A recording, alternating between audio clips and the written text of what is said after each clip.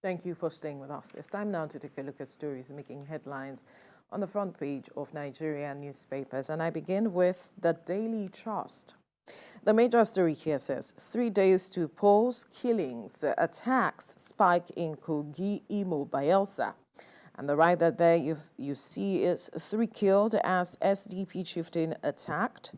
They are thugs, police is saying. The Inspector General of Police restricts movement, bars Ebubagu, other quasi-security outfits. And we have another story here. War on Gaza, Senate calls for ceasefire, asks federal government to press for two-state solution. Bandits killed 10 in Benue, 5 in Katsina. Kanu Disco gets new owners. Ajero, Labour others, power shutdown, flight suspension to Imo, and that kicks off today for Imo State. The nationwide strike that he has called will begin next week, the 14th. Now, at the top corner, we have Peel Scott Sachs. Plateau PDP Senator declares La Long winner. Gas scarcity persists in Lagos, Kanu. Others, as price remains unstable. Firearms abuse. Senate indicts customs controllers in Katsina, Kaduna, Ogun. You find all the details of these stories on the front page of the Daily Trust. To the This Day newspaper now. The major story here, Yakubu, results of polling units with a record of violence will not be counted. Results of polling units with record of violence will not be counted. Imo, LP, PDP, Guba candidate stage walkout during INEC's stakeholder meeting. Demand removal of resident electoral commissioner. Don't test our resolve. IG wants troublemakers in Bayelsa, Kogi, Imo. Others restriction of movement on election day. Deploys 3 DIGs to man elections in 3 states. And at the top of that story, Labour commences indefinite strike in Imo State to shut down Owerri Airport, threatens to begin nationwide industrial action November the 14th. Adeyemo urges TUC NLC to declare total strike, says Tinubu administration has no regard for Labour. Now, this is stemming from the attack that the NLC president faced. I think that was last week or 2 weeks ago when he went to Imo State. And he said that the state was not paying the salaries, gratuities, and pensions of workers, and there was supposed to be a strike, but a court had ruled that that shouldn't hold. But he went on, and then he was attacked. And now he's saying that this strike, indefinite strike in Imo State, is as a response to that attack that he faced. And then he's also calling for a nationwide strike November the 14th. There's been divergent reaction to this matter. We see a lawyer here saying that the organized labor should declare total strike with regards to that action. Well, at the top corner of the paper, NPA launches audacious $1.1 billion plan to rehabilitate 100-year-old Tinkan Island port. Others discloses 25-year port master plan. And does Bayelsa poll, Diri deserves another term, says Jonathan, former President Goodluck Jonathan, speaking with regards to the off-cycle election in Bayelsa State. Cervical cancer, Nigeria governors' wives committed to tackling barriers, upscaling HPV vaccination in the country. Some of the stories you find on the front page of this day newspaper. And we move now to the front page of the Nigerian Tribune. Labour orders immediate shutdown of Imo, nationwide strike November the 14th. Perpetrators of attack on NLC president must be brought to justice, Kako, a civil society organization, is speaking. And then we have NPA launches $1.1 billion port rehabilitation plan to start with Akpakpa Tinkan Port. Israel-Palestine war, Senate seeks ceasefire, asks federal government to press for two-state solution. And as the battle for Lugard House peaks, who becomes next Kogi governor? That's a story you might find interesting there. Senate asks Customs CG to investigate extortions at nation's borders.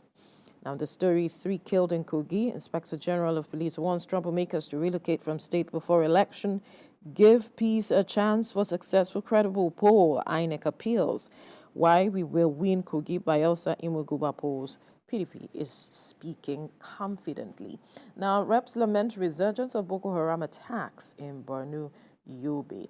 Tinubu will shock currency speculators' presidency. CBN targets 95% access to financial services. CBN Governor Kadusu is speaking.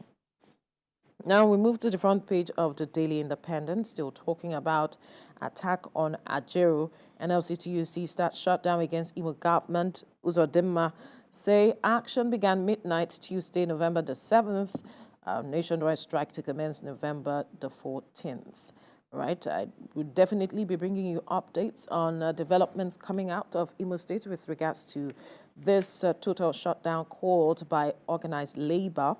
And then another story here, federal government's bloated cost of governance may impede development. Analyst is saying this. Seek merger of MDAs, reduction in government expenditure.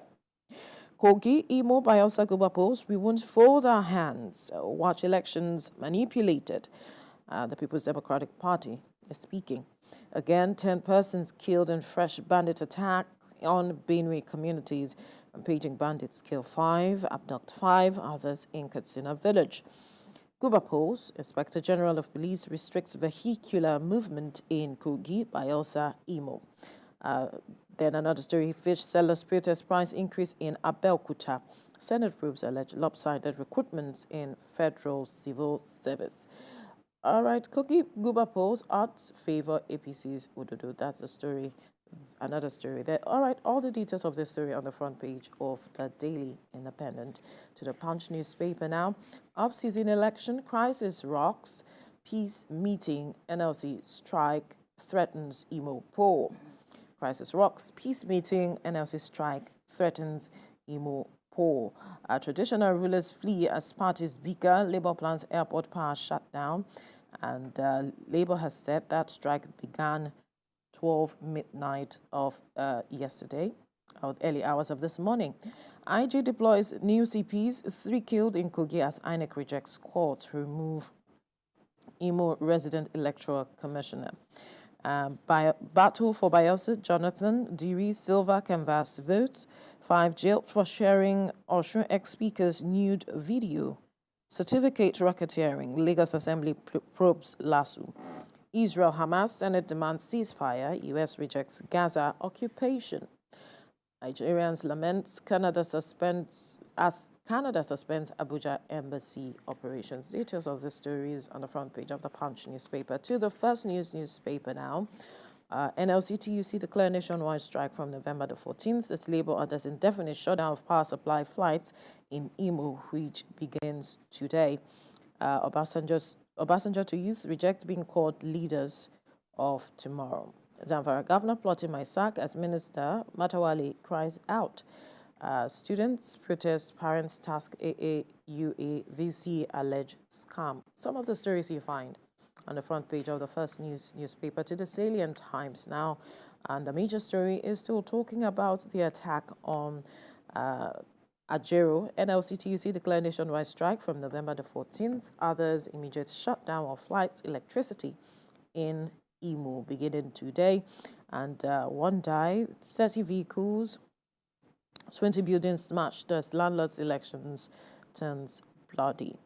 137,973 party agents to participate in Bayelsa, Imo, Kogi governorship polls.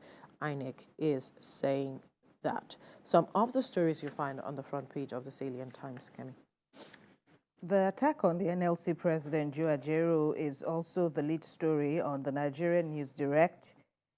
Of course, you've heard it all. The NLC and its affiliate, the Trade Union Congress, is also set to commence a strike in Imo State today in the fallout of last week's happenings in the state, and has gone on to threaten to embark on a nationwide strike by November the 14th. Of course, it has listed some conditions that if unmet, then they will join or they will embark on that strike, among the conditions are for the government to identify the sack of 11,000 ghost workers, non-payment of pensioners, and others. These are some of the reasons for the impending strike. Other stories on the front page of the Nigerian News Direct is subsidy payment rose to 400 billion naira monthly, gulping 3.7 billion naira in May of this year. That's according to the NNPCL. More than 9 million Nigerians at risk of exclusion from the National Identity Registry. This is from a report. And regarding Saturday's off-cycle elections in Imo, Kogi, and Bayelsa, IGP bars road water transport movements in the states concerned. FG approves 5 billion naira compensation for defunct Nigeria Airways workers. And again, fish sellers protest soaring prices. On this, Nigeria spent 471 billion naira in 5 years on pipeline repairs. That's according to NEITI. And Labour spits fire again, threatens total strike November the 14th, directs workers to ground activities in Imo today over Jero's attack.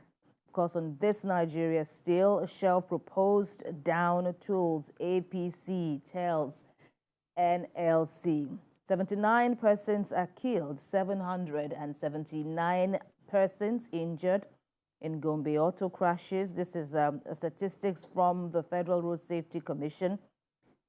INEC begs politicians over Kogi gubernatorial election, and the FCT minister, Nyesom Wike, urges foreign missions to follow up bilateral agreements with the issue of IGR, internally generated revenue. FCTA inaugurates capital gain tax implementation committee.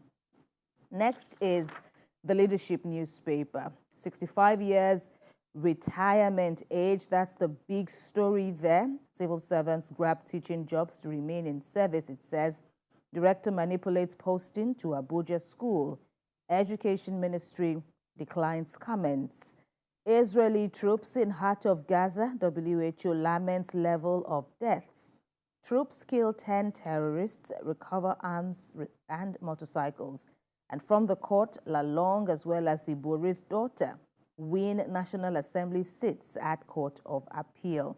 Now, there's an interesting report there that also calls for some worrying as to the state of correctional facilities in the country. It says that governors have refused to sign 5,000 death warrants. So this means invariably that about 5,000 persons at the least are on the death row. They've already been handed decisive death warrants on them. They've already been handed down death sentences on them. And on account of the governor's refusal to sign the death warrants, they still continue to mount pressure on facilities across Nigerian correctional centers.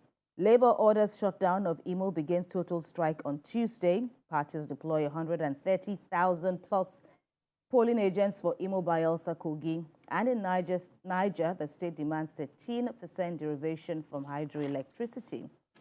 On the front page of The Guardian, 31 governors shun amendment, financial autonomy for state assemblies.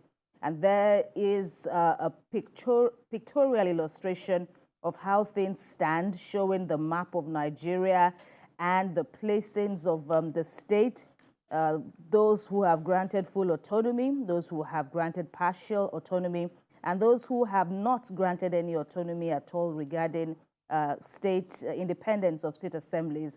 And there you have them: Kebbi, Kogi, Kebbi, Sokoto, Zamfara, Kano, Jigawa, Katsina, and a host of other states in the category of states with no autonomy for financial independence of state assemblies. Federal government begins 40% revenue deduction from Nigerian universities. Lagos Assembly summons commissioner and VC, others as well, over certificate racketeering. Only 3 states score excellent in ICANN audit ranking, and why coercive legislation may not return children to classrooms. You can check all these stories out from The Guardian. On Business Day, of course, it's all business. Naira Rescue hangs on oil sector revamp. Naira Rescue hangs on oil sector revamp, Business Day says. Nigerian startup trail peers as funding ticket extend decline. And Nigerians are said to be suffering from not being able to afford drugs on high import tariffs.